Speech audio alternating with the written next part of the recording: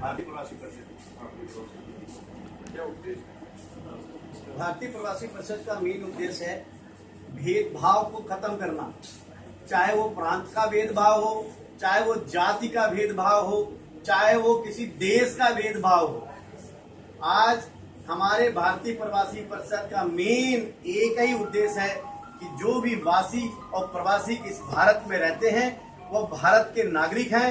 सबसे पहले वो भारतवासी हैं और बाद में ही वो कोई भी व्यक्ति हो।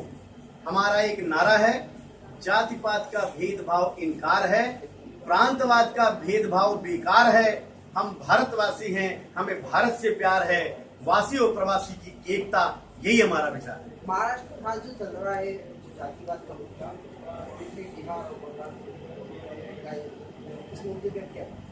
सर देखिए, महाराष्ट्र में, गुजरात में या जहां भी ये जातिवाद का मैटर चल रहा है, मैं शॉर्ट में एक ही चीज कहूंगा कि कभी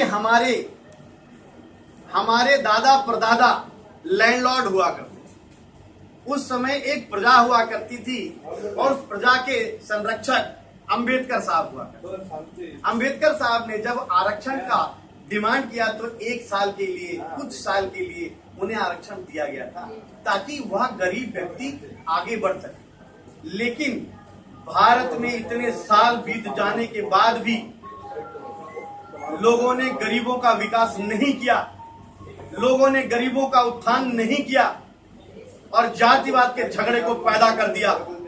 कभी किसी जाति को आरक्षण दे दिया, कभी किसी जाति को आरक्षण दे दिया। अरे भाई साहब, भारत की इतनी जातियां हैं जिसमें से मात्र 10% जाति ही बची रह गई हैं जिनके पास आरक्षण नहीं है। 90% को तो आरक्षण दे दिया गया है। लेकिन मेरा मानना है कि ये जातिवाद का आरक्षण नहीं होना चाहिए, ये गरीबी के आरक्षण होना चाहिए। जिस व्यक्ति की कमाई साल में 1 लाख रुपए है वही इस देश का गरीब व्यक्ति है और उसे आरक्षण मिलना चाहिए, ना कि किसी जाति को आरक्षण मिलना चाहिए। देखिए, हमारी भारतीय प्रवासी परिषद इसलिए बनी है कि प्रवासियों को एक ही दिक्कत आती है, जब वो अपने घर को, अपने प्रांत को छोड़कर किसी भी राज्य में जाता है तब वो अपने आप को भारतीय नागरिक समझता है।